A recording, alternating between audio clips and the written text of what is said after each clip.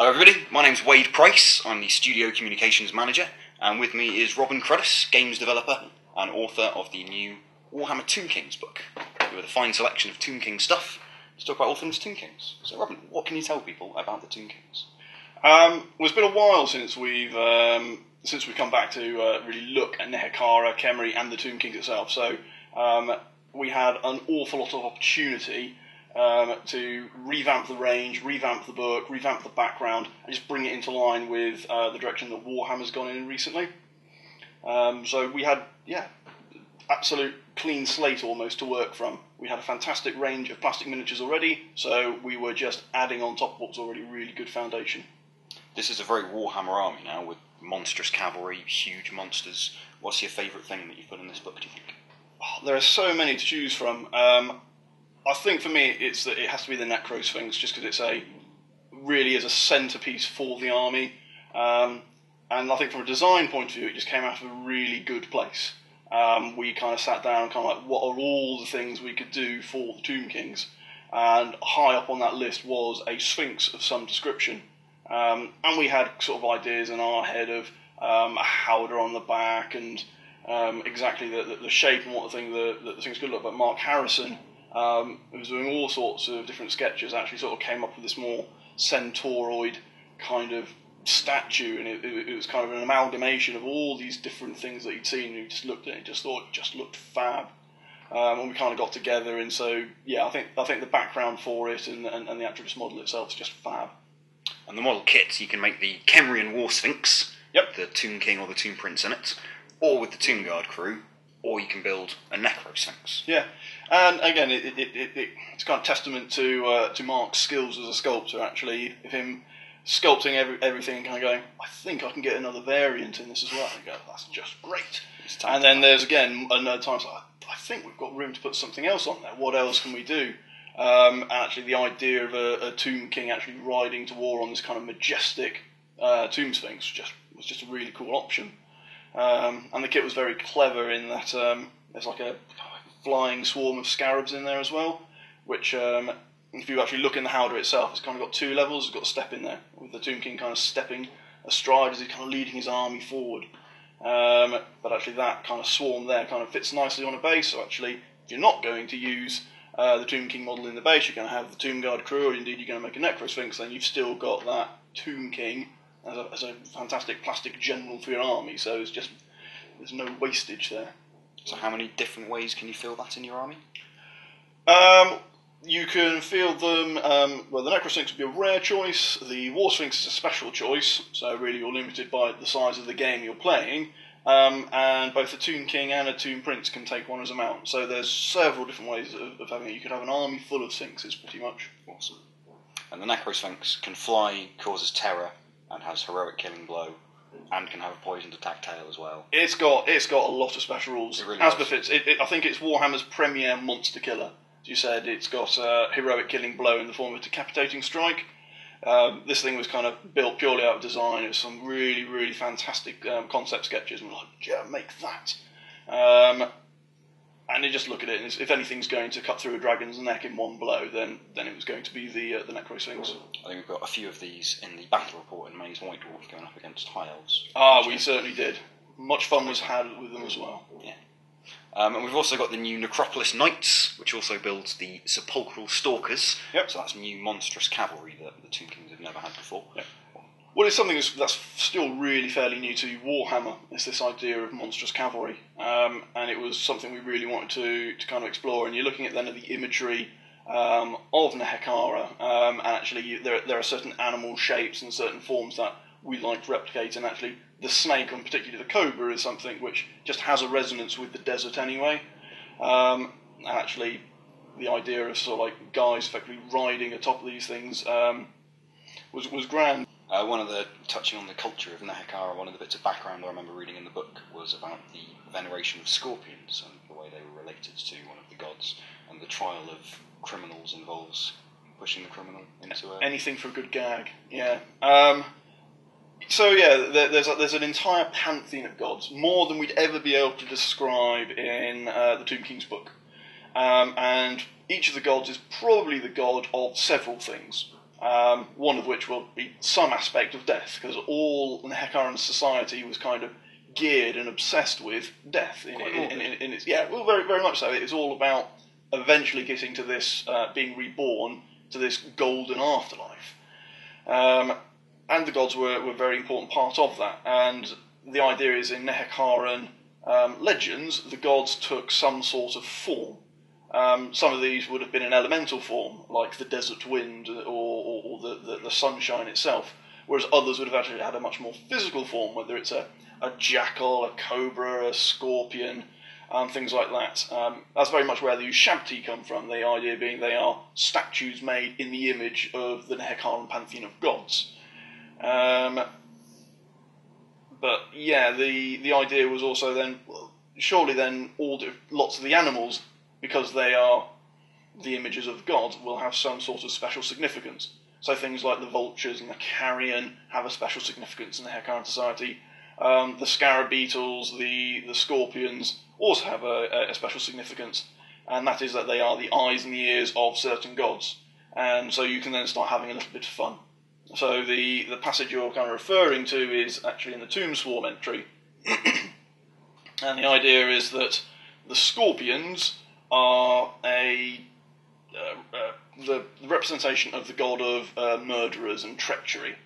And it's believed that Sokth, I think his name is, won't actually send scorpions to kill his own kind, his own kindred. So if someone's accused of murder, they'll be pushed into a pit of scorpions. And if somehow they manage to drag themselves out of this pit, clearly they're guilty. So you're just playing on typical kind of trial by fire, trial by drowning kind of mentalities. So if they're guilty, the punishment is then to be pushed into a pit of snakes. So it's having a little bit of humour, and that's something that Warhammer still has, and it's really part of it, while still being a little bit creepy and weird. Plenty of that. And the third new plastic kit we have on here is the new plastic Tomb Guard. This replaces the older Tomb Guard, and the new kit comes with hand weapons and halberds. Yeah, brand new this time around. The work of the Perry twins, so Michael and Alan. We went through a lot of what is a Tomb King's army at the very beginning, and really it started off very simply as it's an army of skeletons and statues, and it's led by the mummified rulers. So your Tomb Kings, your Tomb Princes, your Lich Priests, mummies effectively. And we'd done the idea for a really great big statue in the form of a Sphinx, and we'd done some smaller statues with some guys sitting around, but we kind of looked and went, yeah, we kind of want some more skeletons in. And the Tomb Guard were an obvious choice for that. But we had the opportunity to do something new, and it was looking at a new weapon option. One of the things we were quite keen to do was not to kind of just duplicate the weapon options that the Vampire Counts have in the form of Graveguard. So they have an option for great weapons, so we wanted to kind of steer clear of that. We really wanted to keep hold of the shields just because we thought they looked great. So halberds was one of the other options. When you kind of think of it, a strength 5 mummy with a killing blow, you go, oh, that's kind of great. So yeah, they seem quite cool. Awesome. So you've talked about how we're bringing this Tomb King's army up to date with the new edition of Warhammer, and just like the new edition of Warhammer, we've got a lavish full-colour hardback army book. Yeah, it's full lovely. of new artwork. One of the other things that jumps out to anyone, I think, who sees this new book is the Tomb Kings have a new lore of magic of their own, the lore of Nehekara. Yeah. Do you want to tell us a little about that? Yeah, it's one of the things that we all agreed at the very beginning. We wanted to just kind of make sure that the magic that they used was the Warhammer magic system. And I think whenever a system is written on the fringe of a rule system, a change in the rule system can affect it to a greater degree than would normally be the case. And that's what we found with the Tomb King's magic system. And we kind of looked at it and went just like, really, it started from the background, and so there were lots of chats with members of the studio and kind of going, what is a Lich Priest? Actually, the answer we got at the end is, he is a wizard. He may not know the magic in the form of the winds of magic as kind of the men of the Empire do, and he will incant them in a different way, because presumably the winds of magic blow slightly differently wherever you are, but it's still a magical effect, and he's still using magic in the Warhammer sense, so he is a wizard. Actually, we just felt a wizard should have his own lore of magic. And the thing which really gives it its flavour and its character is the way in which those spells are written up and the background. So the idea is that in Nehekara, the Light Priests believe that magic is a gift from the gods. There is an otherworldly realm which we might recognise as being, part of the realm of chaos or whatever. But to Nehekarans, it was just the afterlife, the realm of souls, and in there inhabit the gods of Nehekara. And they will grant the favoured ones, who know the right incantations, power. And we don't know actually, and they never know actually, whether it's the entire series, this long monotonous chanting, whether all of it is essential, or whether it's just the last 2 syllables at the end which suddenly get the magic out. But it's not important. It's a very monotonous way in which they kind of learn and recite these things, but it seemed to work. So they carried on doing it. We started off with the law of Nehekara saying, well, we want it to be related to the gods, so it will be some incantation of a particular god, and it's beseeching the gods for either their blessings or their curses.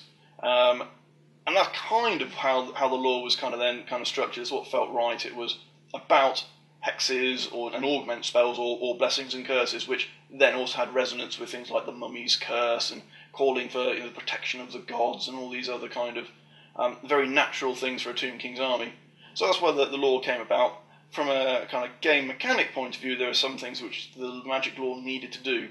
So the undead cannot march. And that's actually quite a big disadvantage in Warhammer. So one of the things the magic system had to allow you to do was to be able to move again.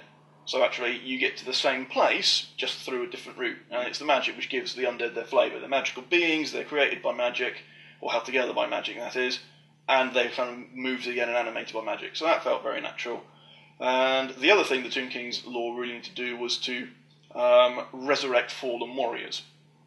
They're the 2 kind of things that it had to do, and so the ways we do these in Magic now is either with a signature spell or a lore attribute.